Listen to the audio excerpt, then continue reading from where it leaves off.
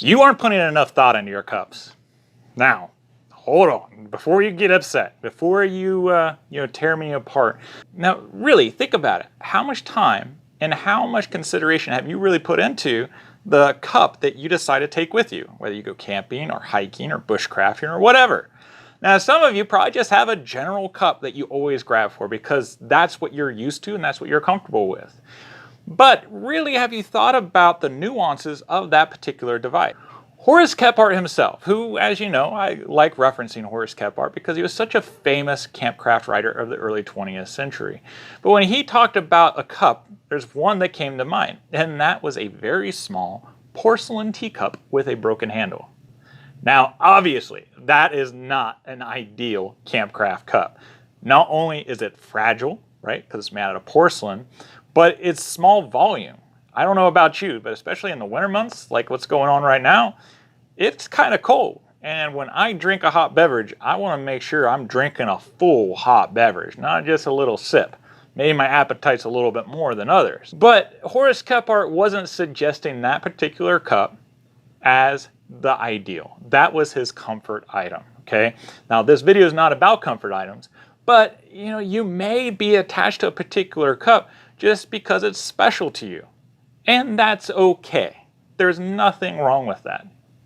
Maybe you can take that cup, that special cup with you, as long as it does everything you need it to do, then so be it. But if it's small like a little teacup, maybe you need to think a little bit farther down the road. That way, you're not using so much of your valuable time and resources for what a cup is designed for. All right, Mr. Dyer, what are you getting at here? Like, we're talking about cups. What do you mean what it's designed for?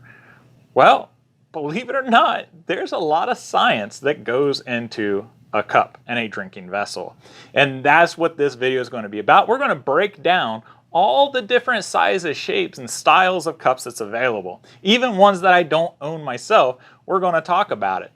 And I'm going to always try to put it in the framework of the early 20th century, but because there's so many of you who are contemporary campers, I'm going to apply that knowledge for your contemporary use as well. So this is perfect no matter who you are. And wait to the end because there's one particular style of cup that doesn't necessarily fit in any particular category. It's kind of unique, okay? And that's what we're going to save at the very end. I think the easiest way to break down this conversation is if we break it down into 3 different categories. The first one is style. The second one is material, and the third one is volume. Now, there's lots of different styles out there, and honestly, you could drink out of a dog bowl and it'd be perfectly fine, okay?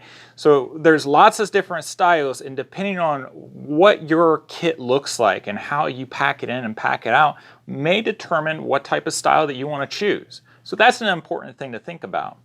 The second one is the material. Today we have more materials available than ever before, and admittedly the most premium material is going to be the best, and that's titanium. I don't have a titanium cup because that's an expense that I don't think I'm ready for yet, because titanium is fairly expensive. But as far as the uses of titanium, you can't beat it. It's lightweight like aluminum, and the heat transfer is way better than aluminum and even steel. So you get the benefits of both worlds with titanium. So automatically, if you're looking for the best of the best, if you just want to skip the rest of this in regards to material, then consider titanium if you can afford it. The third item is volume. Like I said before, when I sit down and I take a drink, whether it be warm weather or cold weather, but especially cold weather, volume is really important to me. And the volume can also help you or it can hurt you. You got to find a middle ground on what works best for you. Let's talk about style. Many of you already probably have a military canteen and military cup combination. That's exactly what this came from. Now this comes from a Preston mess kit from the early 20th century. I did a video on it. You can check it out in the description below. But the canteen and cup mess kit combo is really nice because you're already got to take water with you, and having a cup underneath of it that nests with it just makes sense. So this type of cup may be really useful for you. The style that most of us are probably familiar with, especially if you're new or you were just starting out, it's probably the coffee cup style of cup, right? Because this is what you have in your pantry. This is what you wake up in the morning and you grab your tea or coffee, and this is the type of cup that you grab for because it's familiar. But this particular style may not be the best type of cup to take with you as is when you go camping. And I'll get into that here in a little bit. And the third style would be your billy pot, your mucket, your cook kit type combo thing. And that's exactly what this is. And we'll get into the history behind this shortly. Let's talk about canteen cups. So canteen cups, they are large volume, and generally modern canteen cups, they have a flat bottom. You can use it for cooking on as well, so that makes it a general all-around good, useful cup. This particular one, and if you're thinking about historical or trying to find a cup for you, some things to consider. Ground is not even. You want to have a broad bottom, that way it doesn't tip over. This particular cup has a rounded bottom. This is not a good canteen cup. But this style from the Preston Mess Kit was pretty popular. You also have the Upton or Stopple Mess Kit cup, which is like this. Now this, pretty much the same thing. It didn't have a canteen in it, but it's the exact same type of shape. This one has a broad bottom, so this is a lot nicer for a campcraft setting than even the Preston Mess Cup. Now the Preston Mess Cup, it has more volume than this one, so volume again plays into it, and we'll talk more about that here in a while. Now when you're searching for a camp cup and you decide that you want to go for the mug type shape, nice thing about mug type shapes is they have a broad bottom, so you can set them pretty much anywhere. They're not going to tip over, not going to fall. So this is really nice for those type of situations. The problem with it though is the volume itself. If you decide to go with this, I strongly encourage you to go for a larger size if you can find it. Because, now hear me out, especially during cold weather, it's not like you're sitting at home and you have a percolator that's on your counter that you can just go to and pour, right? The whole point of camping is trying to relax, but also you want to think about the amount of work that you're doing. Camping in general requires more work. And because of that, you're going to tire faster, especially since you're not used to it, okay? Now, if you're living out in the woods all the time or off grid, you probably are used to it, then maybe just something like this works fine. But if you are a leisurely camper or bushcrafter or hiker or whatever, then go for a larger volume will help you because that's less trips you have to go to the fire, okay? But also, metal conducts heat. Now, your porcelain cup at home, it conducts heat as well, but the heat transfer isn't as severe. We'll talk about the materials in a little bit. But when you think about the size of cup that you have, it goes back into volume and heat transfer. Okay? So go for a larger cup if this is the style that you want to go with. Lastly, the billy pot or the cooker.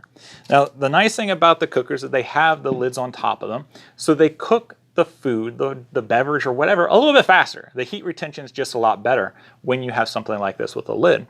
If you decide to go with a mucket, billy pot or something like that, these ones have hinges on them. You could always take the hinge off and you still have your lid. But it's nice having the lid on this, not only because of cooking things faster, but you can also use it as a container to put your food, your rations, or some other materials that you're going to take with you anyways. It also has the large volume size, which we'll get into about how that's positive. And they generally have a bail or some way of cooking it. Now this comes from a 19th century backpacking stove kit. So this is specifically fitted for the stove itself. But having just a mucket with a bail like that is really nice to hang over the fire. And you can grab a stick and you can pour it out. The problem with these type of cookers is drinking from them can be kind of a nuisance. So maybe it's better that you pour into something else. And if that's the case, you're kind of eliminating one of the positives of having this type of cook. If you've liked this video, if you found it useful or entertaining, please click like. That way other people find it. You'll be helping them out. We really appreciate it. All right, material is going to be important in what you choose for your cup as well. Now today we have a lot more choices. Like I said, titanium is going to be #1. The worst material that you can use is aluminum. Do not go to an antique store or a flea market, find an aluminum cup and say that's what you're going to use. This is okay for cold drinks, but for warm drinks, don't use it. You're going to burn your lips. It's going to leave some of your lip attached to the cup. It's just not going to be pretty. Don't use aluminum when you go camping for a cup, okay? Historically, you had a couple options for cup materials. Now, beyond just your traditional, like old school materials like horn, believe it or not, horn was a cup material. It was like the plastic of the time, if you will. They also had wood vessels, which you could use, but wood's going to be a little bit bulkier than, say, a metal. Metal's the way to go for camping because you can use it for multiple things. That's just my opinion. The first material is going to be tinware. This is a reproduction Civil War cup made from a tinsmith, Axel Ulrich. If you're looking for any tinware, I suggest you look him up on Facebook. He's a great guy. But this tin cup was probably the best and yet most common at the time of the 1800s. Because it was lightweight, light gauge metal, covered in tin, so it didn't rust, or at least it had a less chance of rusting if you took care of it. It does require some maintenance because you have to keep it lightly oiled, especially if it gets scratched up or dented, because then rust will show up. Now you can also cook in tinware. As long as you have water in the vessel, the solder is not going to melt. But that's something you want to consider when using tinware. You don't want to put it on the fire or burn or anything unless there's liquid in it. It can be kind of dangerous. But if you're just drinking out of it or pouring stuff into it, this is perfectly fine. Now, the heat transfer of tinware is going to be better than aluminum, as far as like it's not going to scorch you, but it's not going to be as well as the next items that we're going to talk about. The next item, what was really exploding in the late 1800s and very popular in the early 1900s, was enamelware. Enamelware is great. I love enamelware. This is like the stuff that your great-grandparents would use and have in their kitchen. Because it's still steel, it's metal, and it's covered in a coating of enamel that was baked. And as far as heat transfer, you can pour a hot beverage in this and it's almost as good as porcelain or as your ceramic cup. It's really, really nice. The problem with enamelware, though, is that it chips if you pour hot water in it when it's really cold. So if you're going out camping in cold weather, you want to make sure to warm this up in your hands, or maybe warm it next to the fire. Don't put it in the fire, but next to the fire before you put your warm beverage in. That way it doesn't crack and break off and chip. But other than that, it's perfectly fine. And then you have speckleware, which is what we have today. It is enamel, it's just more modern. It's a little bit more durable than traditional enamelware, but you can find this at your big box store, and this is really nice as well. Same thing, as far as heat transfer, you don't have to worry so much about it cracking or breaking or flaking with cold weather. It's a little bit more durable than traditional enamelware. And now we have stainless steel. Now, as far as materials with stainless steel, you even have cups like this, which is a dual wall stainless steel cup. That's pretty nice because it doesn't burn your hands when you're holding it like this. The heat transfer, because of that dual wall and the insulation factor, it benefits you. This is not historical by any means, but as far as your contemporary campers, this might be something that you want to consider. You can buy these at your big box store, and they're pretty nice. And lastly, as far as what I have, the plastic. The nice thing about plastic cups is that it is lightweight and you have the benefits of heat transfer. The problem with plastic is you can't cook on it. So there's that. If you get it too close to the fire, it's going to melt. But those are pretty much the only negatives about plasticware, unless you're talking about the chemicals leaching into your water and other things like that. But just sticking to the functionality of it, plasticware is pretty nice. All right. Now, do me a favor. Right now, take a moment and think about your favorite moments of camping or outdoor adventure. What were you doing? Where were you? Consider the environment that you're around and the ambience, if you will. Most of my favorite memories about camping relate around a campfire. It's just something about a campfire that does it for me. I don't know what it is, but it does it for me. And usually, when I'm sitting around a campfire, I like to have something to drink. Now, hear me out. I'm getting to a point.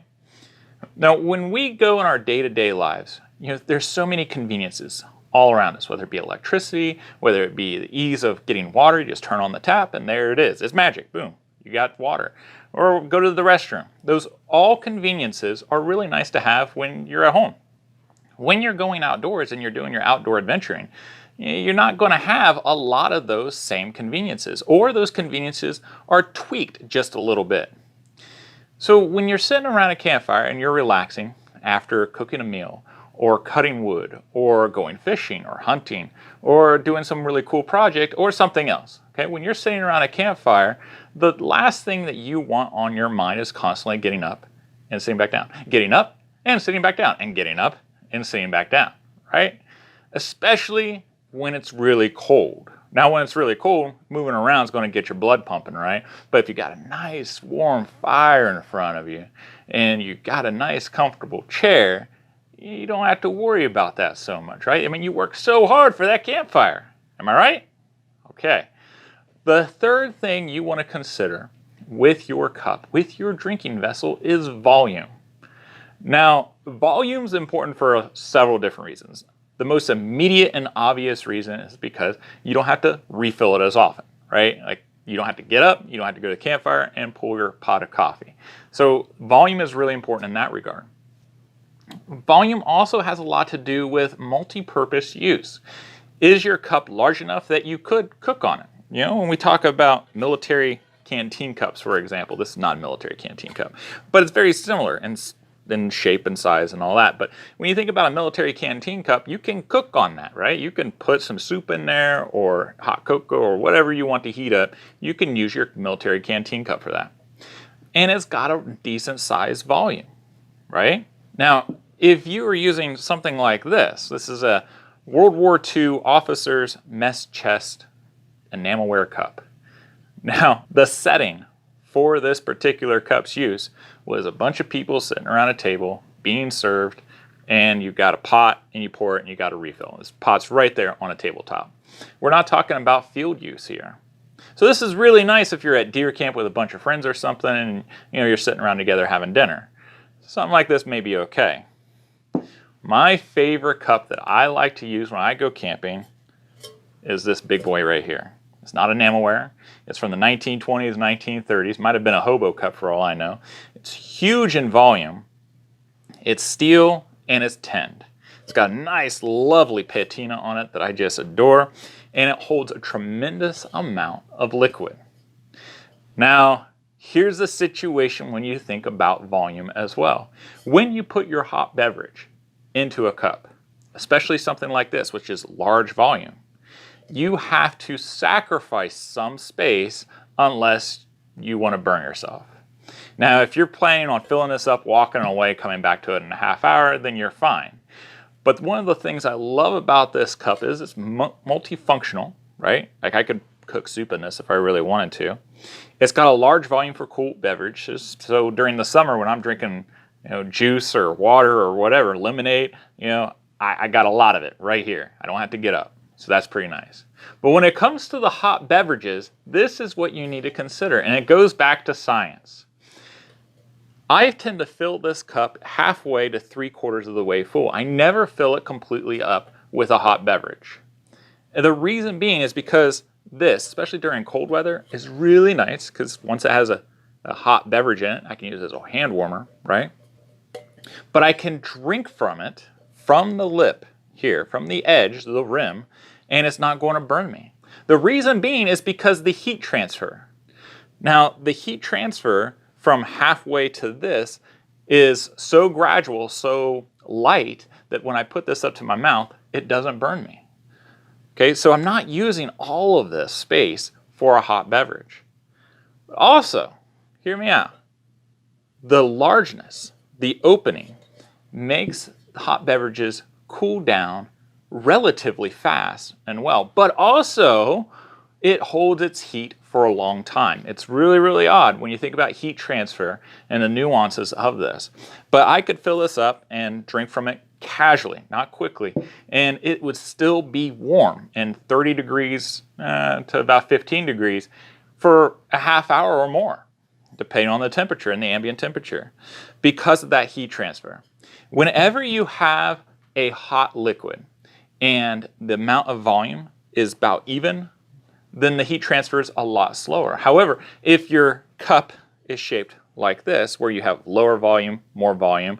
This is going to cool down fairly fast, and this is going to cool down fairly slow. So it's a little bit different. So when you think about your cup and the shape and the volume and the size and the material, think about all three of these different things and what they're going to be used for. Now, I have a bonus for you. We're going to talk about a cup, well, actually 2 cups, that don't really fit into these categories, but you can still apply several of the nuances of it to your own knowledge. This is called the Sierra Cup. Now, the Sierra Cup was designed specifically as kind of a totem item for Sierra Club members in the early 1900s. And it grew in tremendous popularity. And the beauty behind it was its design, because it is pretty clever and cool. This little loop right here was designed so you could fit it on your belt, and whenever you needed to get a drink of water, you just take it off, scoop down into your babbling brook, your lovely clean stream, and you can drink from it. But the reality of it is, today, how many of us really live in an area that has suitable drinking water straight from the water source? Not very many, right? So for that practical use, this cup doesn't make sense. The beauty of it, though, is these things were made out of aluminum, so they're going to scorch your lips. And remember, is to take a drink out of a babbling brook. But just like before, when we're talking about volume and stuff, see how this is designed? This is kind of like old school 19th century coffee coolers. Coffee coolers were just like shallow bowls, and you put your coffee in there, and because of the temperature over the surface area, it would cool down fast enough that you could drink it. Okay, it's fresh off the fire. So that's pretty nice. Well, this is kind of the same way. But because of the shallowness, that heat transfer doesn't cool down all that fast. So if you get one of these that's made out of aluminum, still give it plenty of time, because aluminum is going to scorch you, it's going to burn you. But they make these out of stainless steel today. But the problem I have with it is the volume again. If I'm just going by the stream and getting a drink of water, then this works perfectly fine. But when I'm sitting around a fire, you know, this is like almost 2 sips, 2 gulps for me. It's just not enough. But it is a cool piece of camping history that we really should discuss and think about in the design. And it goes back to the one previous.